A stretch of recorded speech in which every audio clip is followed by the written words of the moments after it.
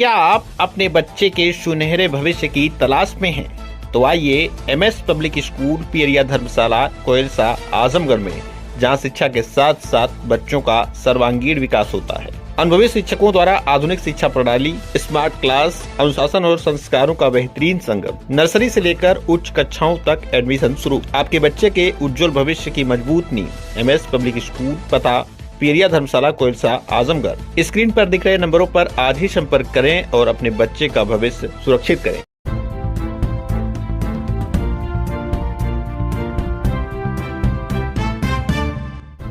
नमस्कार, आप देख रहे हैं तेज न्यूज। मैं हूं आपके साथ विनोद राजभर। आइए शुरू करते हैं खबरों का सिलसिला।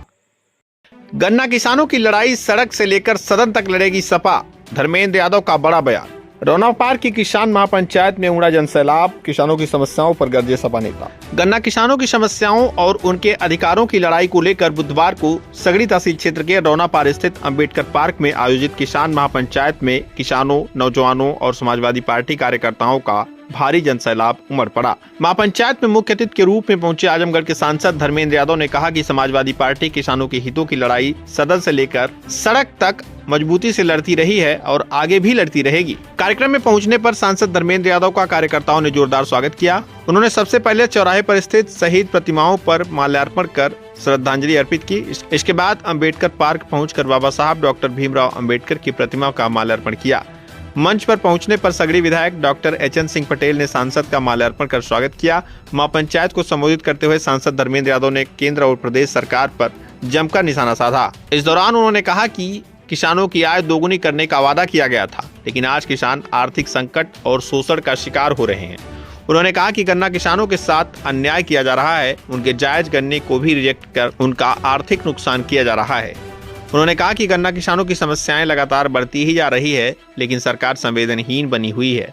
समाजवादी पार्टी किसानों, नौजवानों, बेरोजगारों और छात्रों के हितों की लड़ाई लगातार लड़ रही है और किसानों के साथ हो रहे शोषण के खिलाफ हर स्तर पर हमारा संघर्ष जारी रहेगा। वहीं सगड़ी विधायक डॉक्टर एचएन सिंह पटेल ने कहा कि देवरांचल क्षेत्र के अधिकांश किसान गन्ने की खेती पर निर्भर हैं। पहले क्षेत्र की गन्ना घोसी चीनी मिल को भेजा जाता था, लेकिन बाद में उसे सठियाओं चीनी मिल से जोड़ दिया गया। इससे किसानों को लंबी दूरी तय करनी पड़ती है और रास्ते में जाम सहित अन्य कई परेशानियों का सामना करना पड़ता है। वहीं गोपालपुर विधायक नफीस अहमद ने कहा कि यदि किसानों की समस्याओं का यथाशीघ्र समाधान नहीं किया गया तो एक सप्ताह के भीतर जिलाधिकारी कार्यालय पर हम लोग बड़ा आंदोलन करने के लिए बाध्य होंगे। एमएलसी गुड्डू जमाली ने भी सरकार पर जमकर हमला बोला। कार्यक्रम में मुख्य रूप से चंद्रदेव राम, एमएलसी गुड्डू जमाली, विधायक पूजा सरोज, जिला पंचायत अध्यक्ष विजय यादव, विधानसभा प्रभारी जगदीश यादव, पूर्व विधायक अभय नारायण पटेल, विधायक अखिलेश यादव सहित अन्य बड़ी संख्या में लोग मौजूद रहे। आइए सुनाते हैं मीडिया से बातचीत करते हुए उपस्थित लोगों ने क्या कुछ कहा। हमारे द्वारा पंचायत नहीं करी है। यहाँ देखिए बोर्ड भी लिखा हुआ है, किसान संघर्ष समिति, उनके द्वारा ये पंचायत करी गई है और उसमें हमारी भी सहभागिता तो पूर्ण रूप से हमारे द्वारा। किसानों की जो मुख्य समस्याएं, एक तो उनका जो क्रय केंद्र थे वो तो थे ही थे। जो प्रेजेंट समय में मुख्य समस्या है, हमारे तरफ भोजपुरी में कहते हैं कि लड़का पैदा ना भइबे ना करो पर नाम रखे शुरू कर दे, यह तैयारी कर देना। अभी गन्ना बोई गई है, अंकुरित हम जानते हैं कि 1 फीट 1.5 फीट के उसके पौधे उगे हो, वो भविष्य में कितनी लंबी हो, चेहरा पे लगा, उसमें कितना खाड़ निकलेगा नीचे, ये तो लैब में जाने के बाद पता चलेगा कि उसमें कितना खाड़ निकल रहा है। उस अनुसार खाड़ निकलने के अनुसार गन्ना की फसल को वाजिब दाम दिया जाता है कि सामान्य की है, ये अगेती की है, ये पछेती की है। परंतु सरकार की मिली भगत से यहाँ के अधिकारियों ने हमारे सगड़ी की पूरी क्षेत्र की गन्ना को, जो कि अभी तैयार भी नहीं हुई है, उसको रिजेक्टेड होता। अब आप पूछेंगे रिजेक्टेड क्या है? अब तक जो सरकार थी गन्ने का जो मूल्य निर्धारण करती थी तो वो तीनों फसलों पे सामान्य रूप से लागू। अगर 10 रुपया बढ़ाई तो रिजेक्टेड में भी 10 रुपया बढ़ता था, सामान्य में भी 10 रुपया बढ़ता था, अगेती में भी 10 रुपया बढ़ता था। इस बार जो गन्ने का दाम 30 रुपया बढ़ा है तो सामान्य में और अगेती में तो 30 रुपया बढ़ा दी। 360 से 390 सामान्य हो गया, 370 से 400 अर्ली हो गया यानी अगेती हो गया, रिजेक्टेड 555 का 555 ही रहा। तो हमारे किसानों का मुख्य कीड़ा कह सकते हैं, इसको भी सरकार अगली बारी जैसे 3 रुपये बढ़ा देती तो हमारी 355 से 3 रुपये यानी 385 हो जाता, हमें कोई समस्या नहीं। लेकिन दाम बढ़ा ही नहीं और पूरे जोन को, हमारे 6 जोन जो है क्रय केंद्र हैं, सारे जोन की गन्ना उन्होंने रिजेक्टेड में डाल दिया। उसी मार्फत ये पंचायत मिलाई। तो किसानों से भी राय ली गई, इस पंचायत में किसानों की भी सहभागिता रही है। सारे किसानी तो आए थे, सारे के सारे किसान, ये बंधे के नीचे के सारे किसान। आपने देखा होगा कि जैसे 3 मतलब सूर्यास्त हुआ, सारे बंधे के नीचे के लोग चले गए, देखा होगा आपने, पंडाल से चले गए। क्यों? वहाँ अंधेरा रहता है, आने जाने के रास्ते खराब हैं, बंधे के नीचे की हालत जानबे करते हैं आप लोग। वो बेचारे चले गए, नहीं तो आप 3:30-4 बजे आए होते तो ये पूरा किसानों से कटा सकता।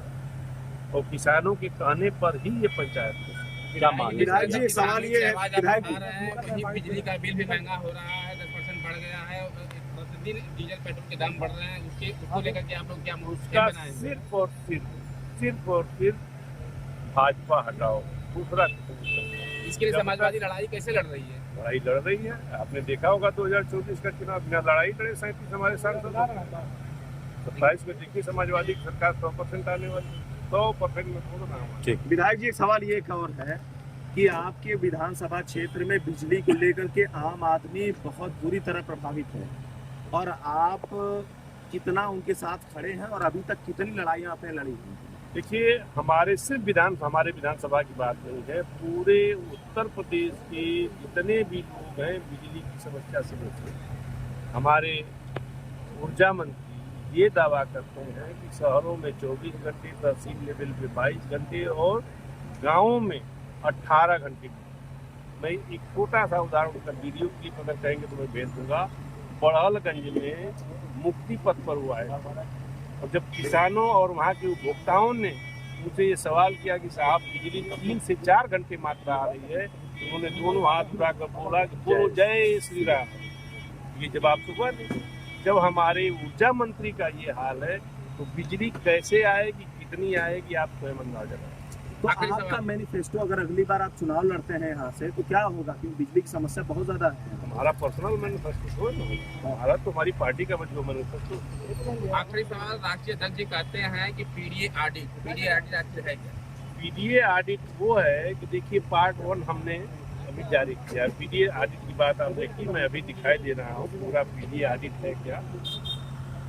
एक मिनट मौखिक बता दीजिए। अरे नहीं, देखिए मौखिक में आप लोग विश्वास नहीं करते और ये रहेगा कि इस पे विश्वास करेगा।